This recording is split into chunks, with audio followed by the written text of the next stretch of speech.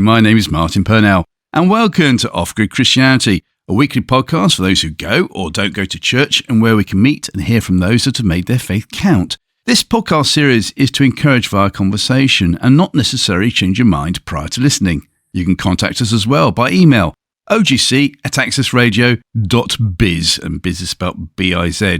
So please enjoy today's guest and another of our special episodes. Kate Nicholas was a previous guest in episode 87 and is well worth another listen, by the way. Kate has twice survived cancer and is a TV broadcaster, plus an award-nominated author.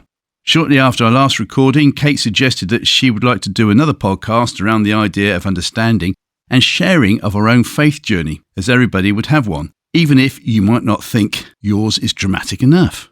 Kate wants us to be able to share, as she calls it, our own soul story. But how do we do this? How can we share to others a part of us that connects with God? How will it encourage others? What was one of her own books, Soul's Scribe, about? How is the best way to share your soul story with friends and family? And was I a naughty boy in making up my own incredibly dramatic soul story involving a plane crash, being rescued, a plate of blancmange, a golden eagle, carrying a Bible and sharing it all on an Oak Hall holiday, as my own proper soul story is boring? All these questions, we better find out the answers for our returning guest as well. Great to have her back, Kate Nicholas. Where are you, please? I'm actually based near Milton Keynes. I'm in North Buckinghamshire, Milton Keynes, next to the town of Oney, where John Newton wrote the hymn Amazing Grace. Yeah, it's a beautiful village. Well worth going to have a look. Right then, Kate. Well, as your returning guest, you've already done the first 5 interest getter questions. We've got 5 different ones this time, so we can get a bit of an understanding who you really are. Question number 1 then. Beethoven is teletransported to your home and he wants to hear what music is like in 2024. What gig or concert would you take him to? You said I can use a time machine to go back as well, didn't you? That's good. That's good. Great. First of all, hi. Thanks very much for having me back again, Martin. It's great. And I had such fun with these questions last night. Oh, good. David Bowie, the Serious Moonlight Tour. Oh, really? I took my sister to go and see it at Milton Keynes Bowl for her 18th birthday, and he was extraordinary. I remember at one point he stood alone on the stage and sang Space Oddity without anybody else around him, and he just sort of filled this auditorium. But seriously, he was an extraordinary musical innovator. I think Beethoven would be fascinated by him. He laid the groundwork for so many musical genres, really, of the last 60 years, from glam rock to electronic pop and even rap. You know, his influence continues today. So I think Beethoven would be absolutely fascinated by David Bowie. Very good. I've got a feeling Peter Frampton was on guitar that day, wasn't he? I think he was, yes. My chemo memory, I'm afraid we were talking earlier, my memory's not too great because of chemo, so I will say yes. Question 2. If you could go back in time and watch any sporting or entertainment event live with a front row seat, what would it be, please, Kate? Well, I must admit, I'm not really into spectator sport, but I am completely hooked on doing a certain sport, which is stand-up paddleboarding. My husband got me into it as a way to recover from my first round of cancer, and I've just got completely hooked. And I'm actually now training to do a major race in a couple of years' time. I'm not going to say an awful lot more about it because I'm probably going to be writing about it in due course. Yeah. So the event I think I'd go to is the ISA, which is the International Surfing Association World Stand-Up Paddleboarding Championship. And nations compete doing sup racing, sup surfing, and prone paddleboarding, which is where you lie down paddleboard. And last year was in Copenhagen, which doesn't interest me quite so much, but in 2022 it was in San Juan, Puerto Rico. Now I would love to have gone to. And how many miles do you have to paddleboard? For the race that I'm looking at, it's 25 kilometers a day for about a week. Wow. It's a bit like doing a half marathon every day with your arms. Yeah. Well, do you know what? Because obviously we're going to get quite a few people coming back again as a returning guest. I don't think anyone will come up with an answer like that. I just had that feeling. Great answer. Thank you. Question 3. If you could invite any biblical character for an evening meal so that you could then ask them questions, who would it be and what would you cook them? Okay. The answer is Abraham. And I've always really wondered what it would be like to be challenged again and again and to trust in this God that he hardly even knew. He was brought up in Ur, he would have worshipped his parents.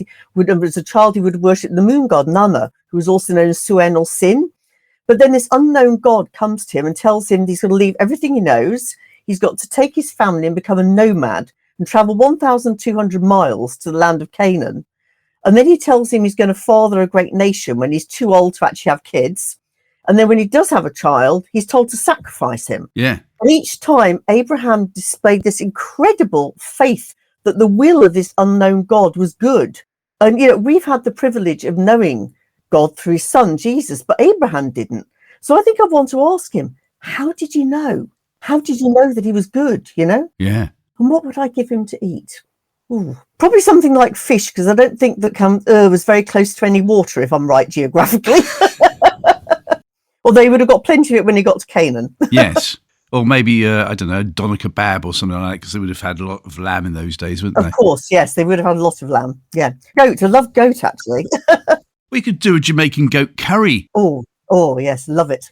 Question 4. What do you remember most about your wedding day and why? I remember my mother. We had the wedding day. We had the reception actually in our house, Larkland, which features in one of my books, Sea Change, my first memoir, Sea Change, which was in the middle of the countryside. And we had an orchard and we were surrounded by fields. And the day before, the farmer had gone and put all these sheep in the field and they were making the most terrific noise. And so one of the main things I remember about my wedding day is my mother haranguing this farmer, trying to get him to move the sheep so we could have the reception. But seriously, it was extraordinary. I'm saying, again, as I've told the story before, is that the chance of me meeting my husband was 1,000,000 to 1.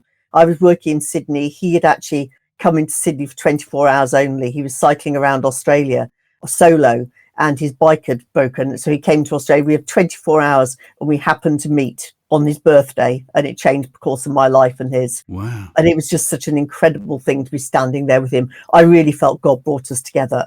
He's been my Annam Cara, my kind of soul friend, my soul mate throughout my life. Wow. Did you say you got married in lockdown? No, not lockdown. No. Larkland. Larkland was the name of my parents' cottage in North Buckinghamshire. As in land of the larks, slightly more poetic. I thought, wow, okay, you've got kids and everything else. This is going to be an interesting podcast, yeah. Brilliant. I married an Australian thinking I was going to be living on Bondi Beach, and I ended up back in near Milton Keynes. Question 5. What do you consider to be your favourite film of all time? And I'll accept a top 3 if you can't give me the all-time classic. I really struggled to get it down to 3. So, yes, I'm going to give you 3. This is not necessarily an order of preference. Shawshank Redemption. I think it's almost impossible to beat Morgan Freeman's performance. It's sublime. He is incredible. I think about some of his other performances. I think he's about the only person I think who could ever credibly act the voice of God. He did. He Absolutely right. And he was extraordinary. I think another one is Wim Wenders' Wings of Desire. I don't know if you know it. It's a story about a guardian angel who desires to be human, but it's not the story that so much interested me. I first saw it when I was studying film in London during my 20s, and I was blown away by it technically because it's an absolute masterpiece, and it's shot nearly all in black and white. But as the guardian angel begins to become human, touches of colour come in. It's the most incredible technical feat. And it's just a work of art. When was that made? I think it was made about the 1980s. Okay. What's it called again? Wings of Desire by the director Wim Wenders. Oh, right. Yeah. No, it's a masterpiece. And I think my third one, and it might be the first one, is Franco Zeffirelli's Jesus of Nazareth, starring Robert Powell. And I remember I was about 13 years old when that came out in 1977. And I remember watching it with my father. He said, "You've got to sit down and watch this." And it has shaped so much of my internal imagery of Christ. Of course, he didn't look like that. He didn't look like Robert Powell at all. But it has shaped a lot of my thinking about the way in which I see him in my mind's eye. Yeah. So it stayed with me throughout my life. I'll let you have that because I think if I was going to be pedantic, the Robert Powell version is a TV series, but I will let that go through. Apologies, yes. You're just trying to catch me out to see if I knew what I was talking about, didn't you? And I think it was Bruce Almighty and God Almighty, the two films. Bruce Almighty and Evan Almighty, I think. Evan Almighty, that's it. Even played Noah. Yes. The Noah figure. It's funny, isn't it? Because the critics lambasted Evan Almighty, which was the sequel, and I think that's hilarious. I really like that film. I think both films are very, very funny. When Morgan Freeman as God takes Jim Carrey up to the top of Mount Everest so they can just have a chat. Yes, lovely. Where else can you go? Well, let's just go Everest and have a look. Thank you very much indeed for that. So why are we doing a special today then, please, Kate? Because we're going to talk about this idea of a soul story, which I believe everybody has a soul story. This idea of soul story, it really kind of emerged out of my own life experience. Words have been part of my life throughout my life. And I spent many, many years as a journalist and current affairs journalist and editor. And I was also a broadcaster. And I was global communications chief at one point for World Vision International, telling stories of extraordinary courage, bravery, and faith in some of the world's most difficult circumstances. I started telling my own story when in 2014, when I was first diagnosed with advanced inoperable cancer. I had breast cancer, stage 4 breast cancer. At the time, I was told that my prognosis was not good at all. And as I came to terms with that, I started to think about what memories I could leave for my children. And I started to put together photograph albums. But I very quickly realized that photographs, they're great, but they only show kind of how you've grown fatter and grayer over the years. They don't actually say anything about your internal life. They don't say anything about how you've seen the world and critically what you've believed. And so I decided to start writing my own story. And I focused particularly on my rather unconventional faith story, how I'd experienced God, what I came to think of as my soul story. And that went on to be published as my memoir, Sea Changed, which in 2017, I was very lucky. It was nominated for CRT Biography of the Year. And I went on after that, and I went on and spoke at churches all over the UK, at events, at Christian events, at conferences, even as far afield as Kenya and Australia. Wow. And as I talked, I also listened. I began to hear some incredible stories from people. And I was also very blessed to write and present a TV show on TBN called Living a Transformed Life. And I had guests for this as well. And again, more of these incredible stories. Of course, I then recently, during my second cancer journey, I wrote my latest book, To the Ocean Floor, which is about my second cancer journey and how it became a profound connection with, a gateway to a profound connection with an experience of God. And which actually, so I've actually just recently won the CRT Audiobook of the Year, which is wonderful. Fantastic. Yeah, just very blessed by that. So all of this is really kind of like, I spend a lot of this time telling my own soul story and thinking about it and listening to other people's soul story. And I really came to believe that, as you said, a lot of people seem to think, oh, my life isn't dramatic enough to actually to be able to share with others. Yes. All of us have got a story to tell about that part of us that connects with God. And that story, by its very nature, is profound. It's important. It's significant. And I think God wants us to understand that story. And I think he wants us to understand that story, first of all, for ourselves. Because if we can look over our lives and if we can see where God has been there, where his unseen hand has sort of changed our trajectory, when we can see how he's guided us down certain paths, suddenly life becomes an adventure. You look at it and you see the seemingly random kind of events of your life are actually part of a bigger plan. They're part of a bigger pattern. And when you can see that, you can begin to see your life moving forward as full of meaning and full of purpose. So I think he really wants us to understand that story, but I also think he wants to share that story as well. Thank you for explaining that. So let's delve straight in, if that's okay. Why should we share it, first of all? Well, I think if you look at throughout the Bible, there are exhortations to tell of what God has done. So throughout the Psalms, there are exhortations.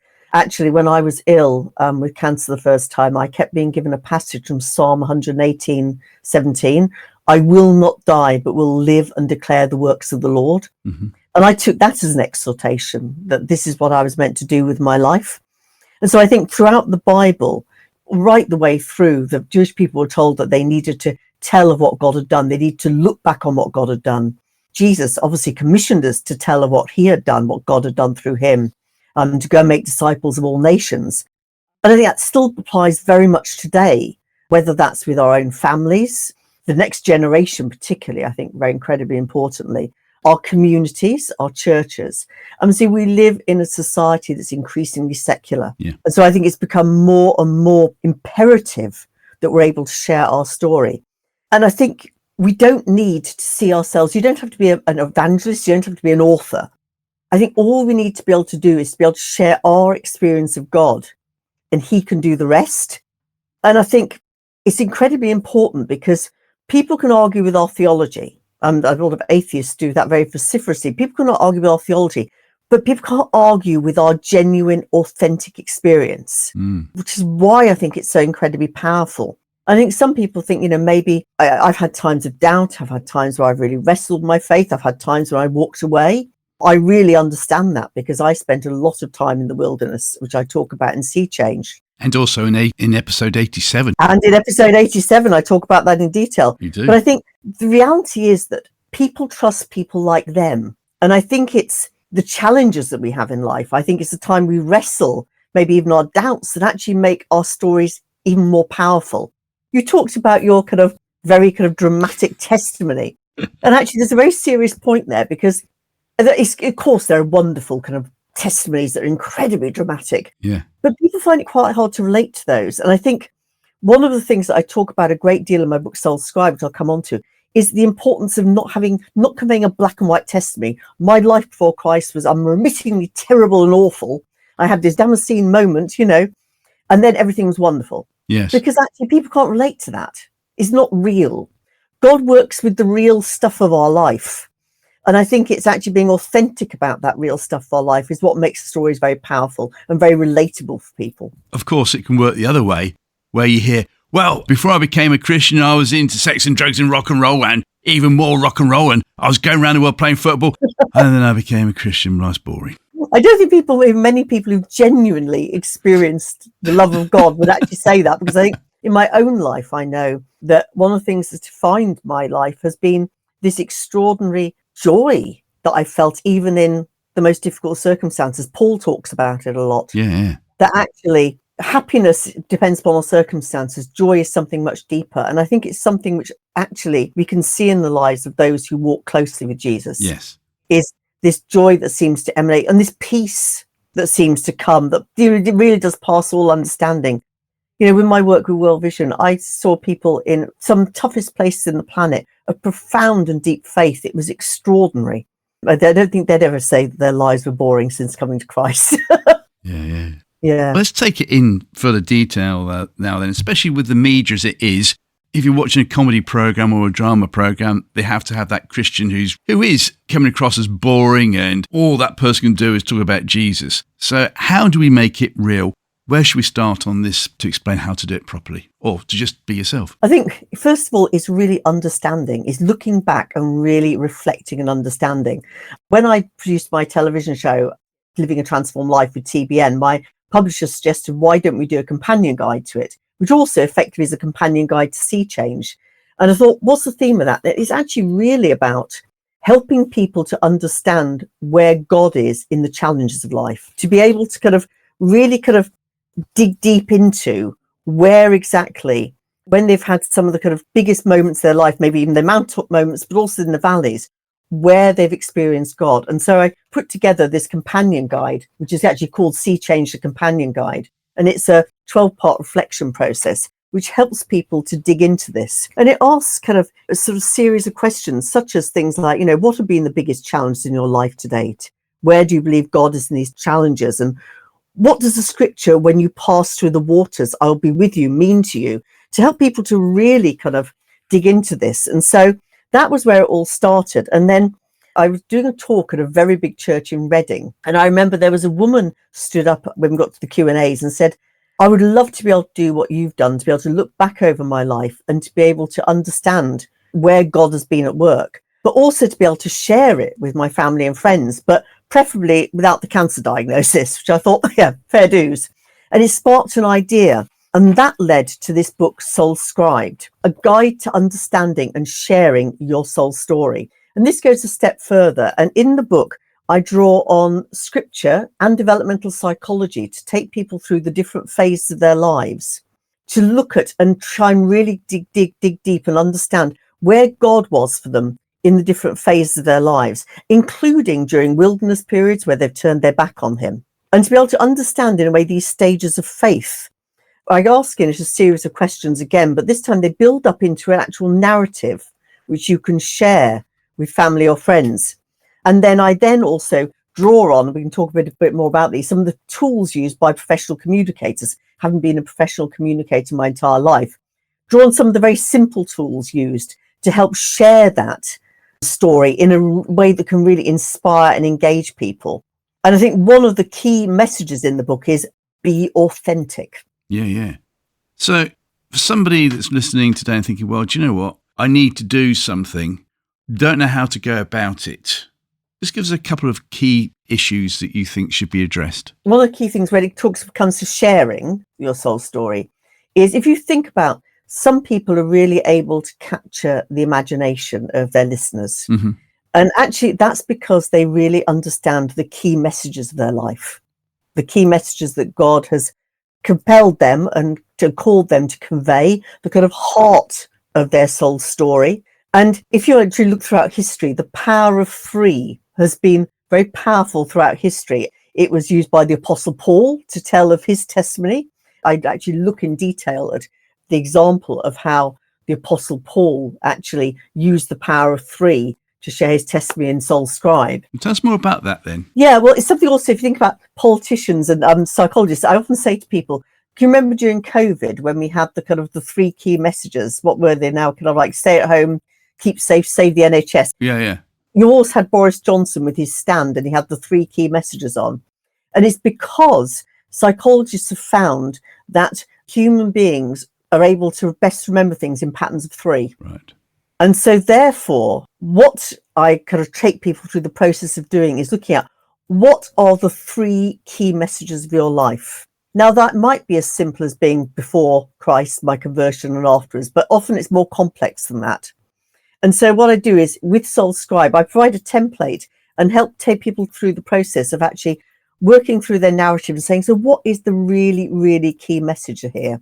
The book is for anybody who basically wants to share with their friends and family, for their community. And that might be in discussions, that might be in speaking to the church. But I've also created a course called Write Your Soul Story for anyone who wants to go a stage further and wants to actually write their Christian autobiography or memoir. And I say Christian autobiography or memoir because this is very much a faith-based course. Mm-hmm. And one of the key things in that is this idea about trying to actually understand your key message, but then how then to convey it in writing. And in it, I talk about finding the key theme. And I think this is something which can also help people, because we need to start out with thinking about who we're actually talking to, thinking about our audiences. Because if you think about Paul and how he actually conveyed the gospel, he remained completely true to the gospel throughout.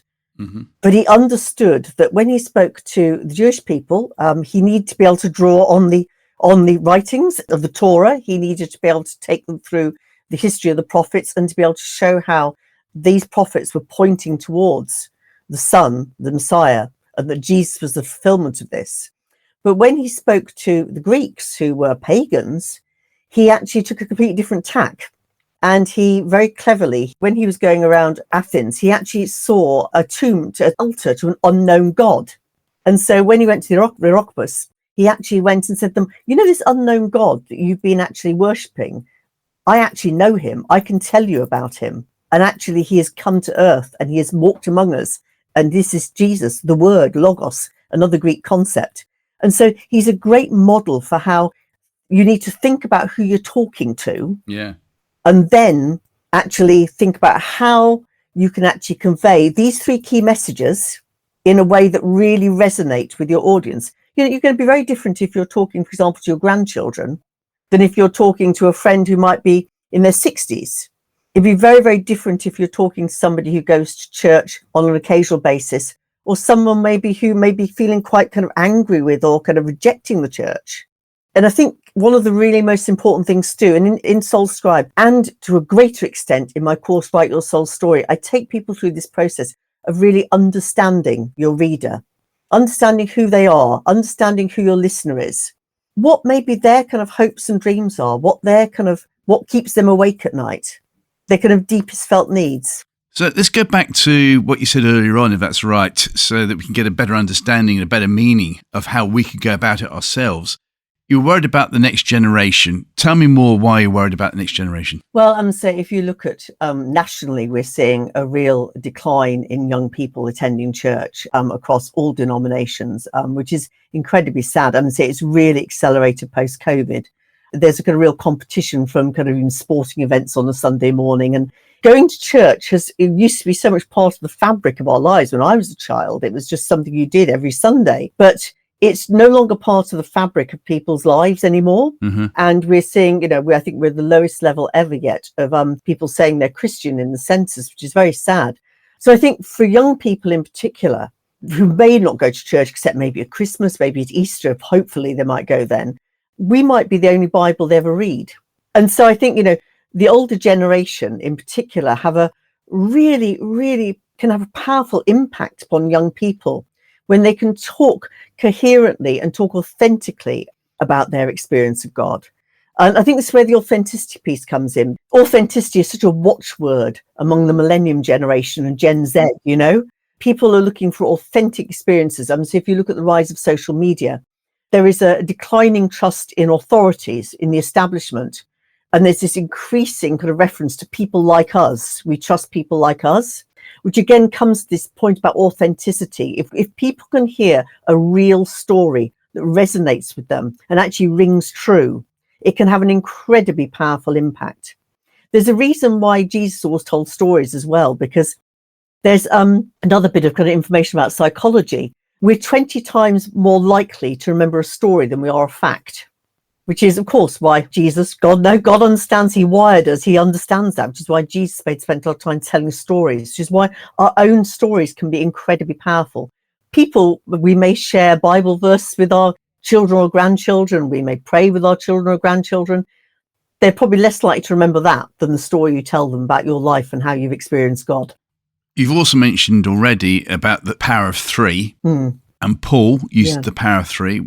Tell us a bit more about Paul then, because we can learn so much from him in the Bible. So what were the three key points that he would always try to do? Well, he actually was a bit more black and white to some extent. He talked very honestly and very openly, so particularly when he was before Queen Agrippa, for example, about just how vociferous he had been in his opposition to Christians. He talks himself about being kind of a Pharisee with zeal, that he was zealous in his pursuit and persecution of Christians.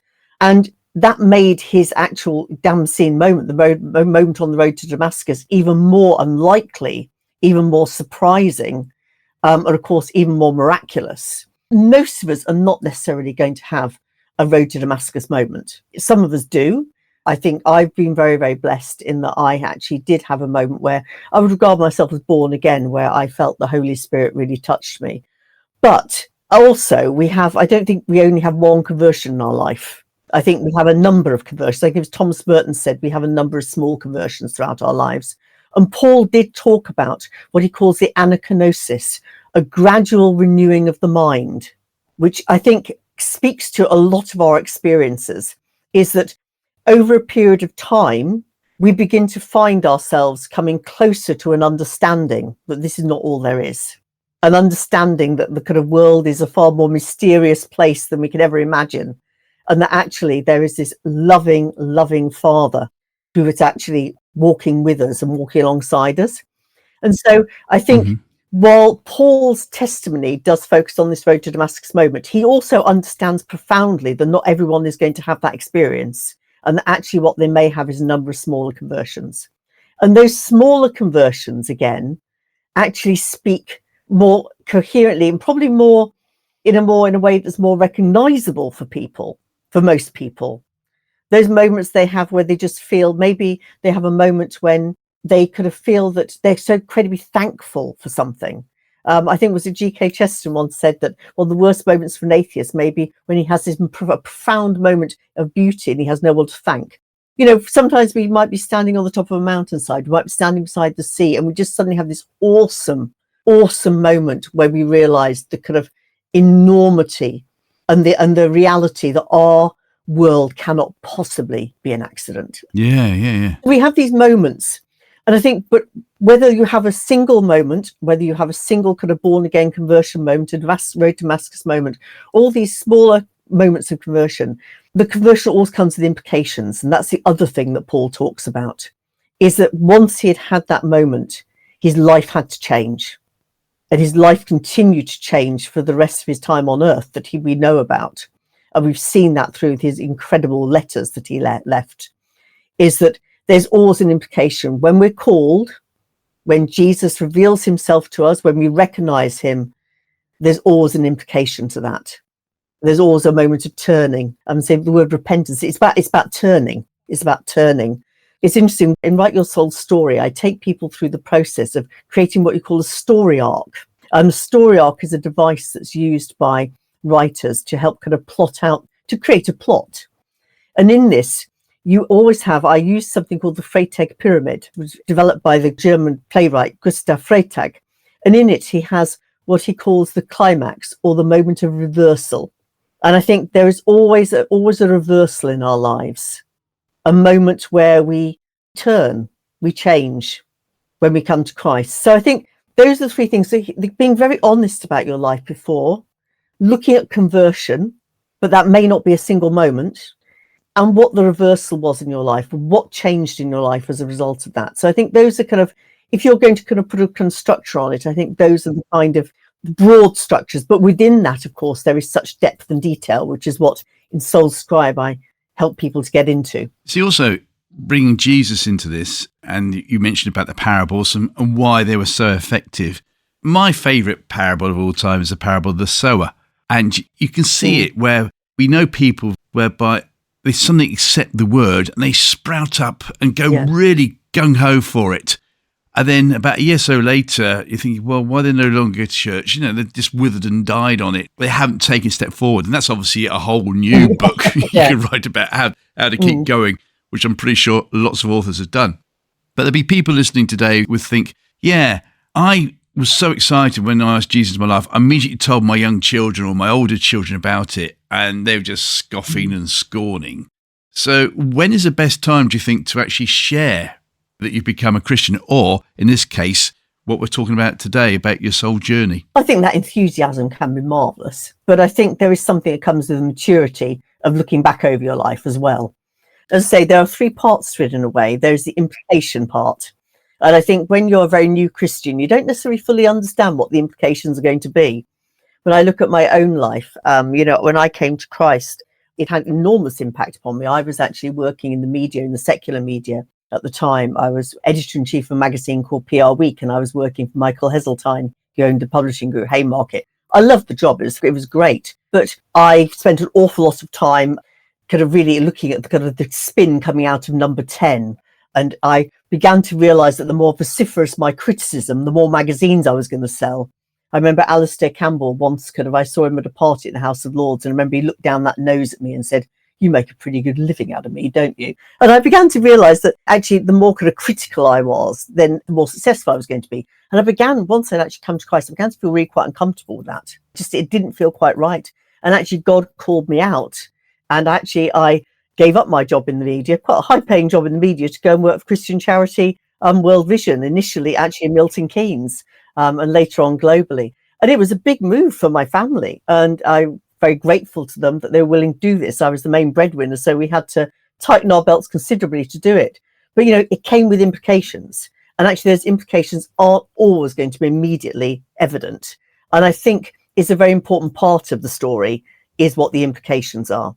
So how do you go about telling it then? Well, I've written a whole book about it. Yes. First of all, I'd say get Soul Scribe, a guide to understanding and sharing your soul story. And I think a lot of it, every single story is going to be unique. And that's the other wonderful thing about it. Your story is not going to be like anybody else's. But there are different stages to faith. There are different stages in our life. So, in the book, I really take you through from childhood. I'm saying one of the early chapters is called Born Believers, because there is actually the School of Cognitive Religion in Oxford.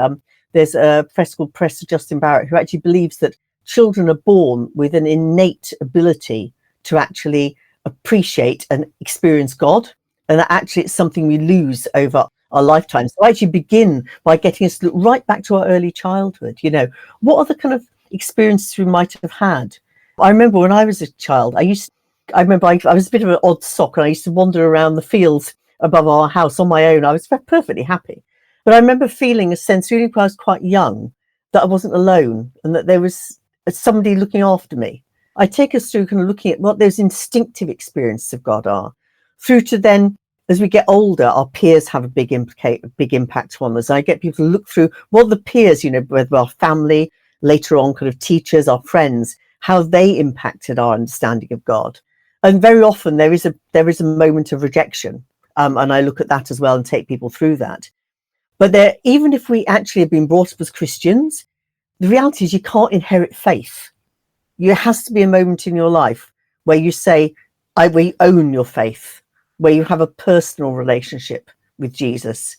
And so I help people think about that and to think about this. As I say, I draw on developmental psychology as well as scripture to help people think through this, as well as then understanding that conversion moment and then the implications. So taking them through the story arc, really. It's a process. I know a lot of people have found that even the process itself of understanding their story can have a profound impact upon them. Certainly, I would say when I was first ill with cancer, as I say, my prognosis was not good at all. I actually went on to Google and found very early on and found a report which said that 85% of people whose cancer spread as mine had died within 12 months. And after that, my husband banned me from Google. But I think one of the things that really helped me to hold on to and trust in God during that time was looking back over my life and seeing how he'd been there. So I think this whole idea of understanding your story is something God really wants you to do, just for yourself, just to be able to understand, to be able to see. I look in the book at how he speaks to us in different ways. He communicates with us in many different ways. From scripture, there's pieces of scripture that seem to find you again and again, that just seem to come to you at just the time when you need them. My Psalm 118:17, I will not die, but live and declare the works of the Lord. That was given to me by my minister. It was given to me by friends. It kept cropping up in things I was reading. So I think God kind of brings us scriptures we need at certain times. He speaks to us through our encounters with people, the encounters in our lives. And we look at that. The people he puts in our paths at specific times. And quite often when you look back over your life, you can see that a specific interaction will have set you off in a different direction in your life. He speaks to us through what I call God incidences, or what the psychologist Jung called synchronicities, the kind of extraordinary kind of coincidences moments that seem to have meaning that goes beyond. Through dreams, I look at dreams in the book. So he does speak to us through dreams. He's always spoken to us through dreams. The Bible is full of incredible prophetic dreams. And so I think he speaks to us through our subconscious as well. So he speaks to us in many, many different ways. He speaks to us in the stillness as well, in the silence. And that's very much what To the Ocean Floor, my latest book, is about how God can meet us in the stillness at the center of the storm, and how he calls us to be still and know that he is God. And he speaks to us at a soul deep level. So I think sometimes the experiences we have of God even go beyond words, which is very much what To the Ocean Floor is about. Slightly paradoxical, writing a book about an experience that goes beyond words. But there are those really soul deep experiences. And if we can find ways to convey those, then that can be incredibly powerful. One of the big things in the Bible that has really spoken to me, and we often hear it being quoted, the Great Commission. But I like St. Francis's version, the tag-on bit, where Jesus said, go out and preach the good news to all generation. And then the tag-on line is, if all else fails, use words. Yes, I love that. Yes, actually quoted in Soul Scribe. Oh, good. So consequently, you've got to live your life, and hopefully your family will know what's going on, will want to know more about it. But let's just take Janet and John, that lovely couple that we met as primary school kids, when we learned how to read through the Janet and John books. That's where the expression comes from. Janet and John get married, obviously, have 2.4 kids, a lovely car, become Christians. But later on in life, they're thinking, do you know what? Our own children never became Christians. What can Janet and John do now, today, apart from buying your book, of course? What can they do? Well, I think one of the important things to recognise is that we plant the seeds, but God waters them. And sometimes those seeds, we won't see those seeds come to fruition in our own lifetimes. They may come to fruition afterwards, which can be disappointing for us. I pray every day. My own children grew up in the church, but have backed away from the church. It may not have helped the fact that their mother goes around talking about Jesus the entire time, and in such a vocal and public way. But I think the important thing is you've got to be seen to walk the talk. One of the things my children said to me is that one of the most powerful things was that when I was first diagnosed with cancer, they said there was this incredible peace that I seemed to emanate. I remember my husband as well, who is not as deep a faith than mine. He said to me, when we first went in to see the oncologist and he told me the prognosis, he said there was this extraordinary sense of calm descended upon you. And he said, I know it didn't come from you because you could worry the leg off a table. And it's that kind of, that we're living in a way it's almost counterintuitive. So I think one of the most important things is our words must match our actions. If we say that we've experienced the peace of God, we need to demonstrate the peace of God. If we say that we have found Christ, we need to be able to show how he's showing up in our lives, as well as being able to talk about it. And I think one of the things I would say is sharing your soul story is not a one-off event. You don't have to sit down everybody in the room and actually declaim your soul story. One of the key points about understanding your key messages, your 3 key messages, is that you need to keep repeating them. There's research has shown, when I worked in communications, saw research which showed that actually human beings need to hear a message 5 times before they'll even begin to remember it. Inculcate is the word. So if this isn't a one-off event, you don't have to sit down your audience and declaim to them. You need to just keep on giving over these messages, these 3 key messages that have emerged out of your life. Yes. And to be sure that you're actually walking the talk. Yes. If I'm going to be personal from my point of view, the amount of stress that I've had to carry, some of it I wasn't realising that I was carrying immense stress. No doubt that would have affected others because they would be saying, oh, look at him. He's Mr. Grumpy personified. You know, you can't trust him or whatever. They didn't know what I was going through. So hopefully, now I like to think I've come through a lot of the stress that I had to carry. They might start to see that actually, oh, okay, maybe he's a Christian after all. How much of that is a problem for us personally to think that, oh, am I a good Christian? Well, I think this issue about vulnerability is a really, really important one. I remember when my book Sea Changed came out and To the Ocean Floor, one of the things I was told was that it was my willingness to be vulnerable that was actually so powerful. And being vulnerable means showing the sides of yourself that might not be as pretty, you know? This one about authenticity. So the fact that you're stressed out actually speaks volumes to so many other people who are also stressed out. Why? Because it's an experience they can recognize. But it's what I think in terms of what comes out of that, the fact that you're actually still here, you're still talking about your love of Christ, you're still talking about how God is there in your life. It's just incredibly powerful because people can begin to recognize the experience, but then begin to question, so why is it that he still believes? Why? I think one of the most powerful things you can do is to get people to ask why. So how, in the remaining minutes that we've got then, how can listeners today do the why question for maybe just their own private family or next door neighbour or something? Very good question. I think you need to be able to be seen to living your life in a way that shows utter trust. And I think trust is not a noun, it's a verb. Trust is an action we have to take. And I always love the story of kind of Peter stepping out of the boat. Most remarkable, extraordinary act of trust, I think, ever displayed by a human being. The fact that he actually could have then nearly drowned is beside the point because he was willing to step out. And I think trust is such a powerful thing in society today. And to be able to be shown to be trusting in this God who is so much bigger than us, this God who loves us. And I think maintaining that trust, I think, leads a lot of people to ask why. When I worked for World Vision, we worked with people of all kind of races, genders, creeds, and we worked with anyone who was in need. And which meant, because we worked with some of the most vulnerable children on the planet, we had to go to a lot of countries which weren't necessarily Christian, both secular countries and also multi-faith countries.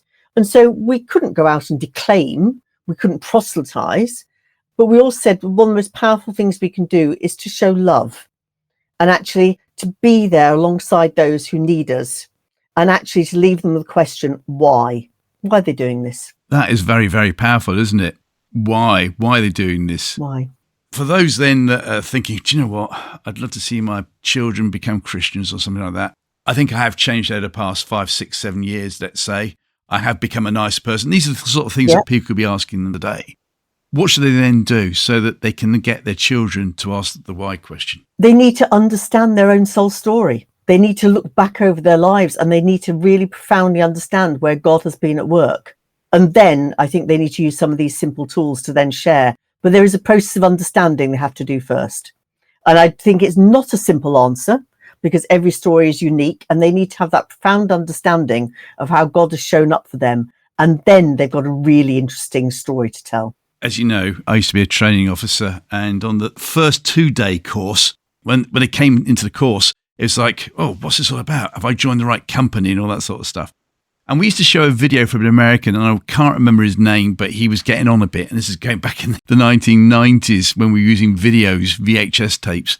He would say in his thick American accent, because he was a million seller, whatever it was, the first thing he would do is someone would come in. He said, right, I want you to get out your yellow pad, because in America, everyone has to have a yellow pad. Mm-hmm. And he said, I'd send them away for 24 hours. And he'd say, I want you to go onto a mountaintop or wherever you go, just go down for 24 hours, just write down things about yourself. Introspection, he called it. I want to use introspection, and then come back and we can talk it through.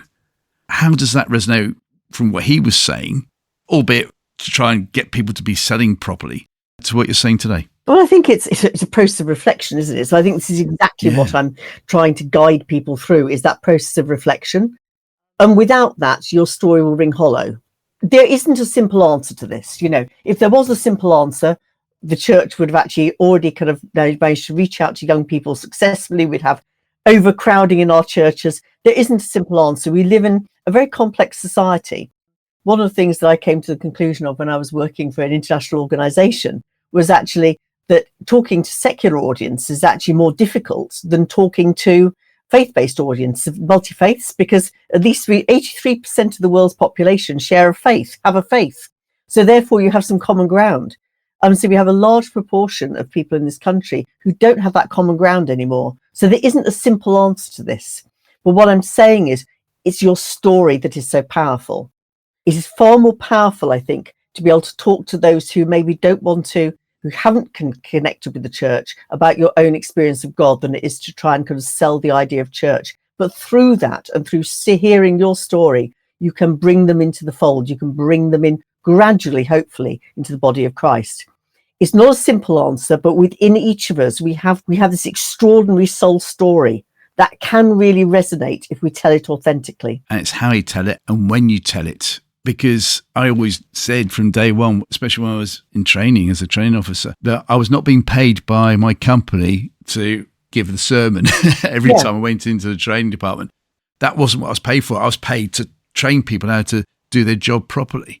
But I knew that when we were staying in hotels, we'd go to the bar every night, whatever, before or after the meal. Eventually, I was normally around about a Wednesday or a Thursday. They knew I was a Christian. Mm. And somebody in the room would eventually say, so why are you a Christian then? But it wasn't being asked in a derogatory way. Yeah. They just genuinely wanted to know. I was fortunate enough, like yourself, to be trained. And so I knew and understand how to present properly. But there are hundreds of people out there who don't. So if they get that opportunity through playing sport or whatever it is, eventually somebody will say, so why are you a Christian? Just remind us again of what they should do. They need to think about the 3 key messages: what their life was before they came to Christ, what brought them to Christ, and that kind of experience, and then what the implications have been for their life. That's a very simple way of putting it. It's more complicated than that, but yes. Any stories they could throw in as well? Would that help, do you think? Oh, yes, certainly. Say in terms of stories, say the whole idea is that you're trying to tell a story. You're trying to tell your own story. You're trying to tell the story of how God has worked in your life. Say there are wonderful stories in the Bible. If you have a story in the Bible that really resonates with you, then that can help. But I think you've got to be very careful of your audience. If you're speaking to somebody who has never been to church, has never read the Bible, then, you don't want to start quoting scripture at them. It's really, really important. Start with thinking about who you're talking to. You need to understand profoundly the really key theme of your life, what God has called you to convey, and then think about how you convey that in different ways to different audiences. And also, because it's one of my things that I like talking about so much, is how to overcome objections. And I think if people realise that when they say, I can't believe in that, or that's a load of rubbish or whatever, don't get on your high horse. They're just reacting accordingly. That could actually be a smokescreen as to why they're saying it. Absolutely. And you don't need to be an expert in apologetics to do this, because you can come back again and say, well, all I can do is I'm going to talk about my experience of God. This is how God has shown up in my life. So, and I'm going to tell you about that. Yeah. And of course, that person who might be, you think, being objectionable and everything else like that, there actually might be a real hurt in there. Yeah. That they've been genuinely hurt by the church, as we know. That's unfortunately all too relevant today. It might be something that was said to them by their parent that really hurt them or whatever. Just be there for them, and maybe on a one-to-one, so what happened? Just listen over a cup of coffee or whatever and see what their story is. Absolutely. Being responsive. So if you think about Jesus' communication, it was incredibly responsive. He was always attentive to those around him, and his communication was dynamic. But again, it comes back to this idea, you can be dynamic and responsive if you understand your core story. So I think it all comes back to that understanding. Once you have that, and I say there's tools and things I provide to help do this, once you've got that core narrative, then actually you can talk about that in different ways with people. Yeah. Well, Kate, thank you very much indeed for sharing that. I don't think you've mentioned the book enough times. It's called Soul's Scribe, Soul as in Soul and then the apostrophe S, Soul's Scribe by Kate Nicholas. Obviously, you've got a website as well, should people want to contact you. So just tell us a bit more about your website and how they can contact you, please. Yes, of course. Yeah, it's Kate Nicholas, Nicholas spelled like the boy's name, .co.uk. And it's got information about my books. It's got information about my television program and about various courses, including Write Your Soul Story. And the templates for the book are all available on the website. The actual course itself, I started doing that because people started ringing me up during COVID, in the early days of COVID, because of course everyone had time on their hands, didn't they? Yeah. And everyone started to think about writing a book. And I started off doing live workshops, but when cancer came the second time, I wasn't able to continue. So I created it actually as a 6-part recorded course, which has downloadable templates. If anyone wants to write their soul story, it takes you the whole process from understanding your readers to finding this key theme, this kind of golden thread through your story, the kind of key messages, the story arc, right the way through to helping to edit and find a publisher. That comes with downloadable templates. So that's also available on the website as well. Fantastic. And obviously, when people listen to this, they'll now know there is a difference between larkdom and lockdown. Yes. Lockland. Oh, Lockland, that was it. Lockland, yeah, Lockland. When I was in Lockland. That just proves a point. By me then asking what that was about, I wasn't denigrating you. I just wanted to know what you meant. Absolutely. And that's how it should be taken. Godly curiosity. Yeah. Wonderful thing. It is indeed. Well, Kate, thank you so much for joining us again today. And I look forward to hearing you again in a couple of years' time, whatever, on your next adventure. And maybe it has something to do with paddleboarding. Just watch the space. Thank you so much. Thank you, Martin. Thank you. God bless. Bye-bye. Bye. Next time on Off-Grid Christianity. If people said to me, why can't God heal you? I would say, well, he can. I do believe he can. I believe right now he could heal me. I believe that 100%. But clearly he hasn't healed me. Why hasn't he healed me? Again, I've come to a place when I'm okay with not knowing why he's not healed me. Would I like him to heal me? Well, it would be rather nice, wouldn't it? I would love to be able to hear. But obviously I can't hear. I believe he could heal me. I know he hasn't healed me. I don't need to know why he hasn't healed me. Because if I go down that rabbit hole of why, I think I'm going to get stuck in that rabbit hole. And personally, I don't want to be stuck in a rabbit hole of why, when there are no answers. Because I don't know. I'm okay with not knowing. So please join me next time with our very special guest, Emily Owen, here on Off-Grid Christianity. Until then, cheerio.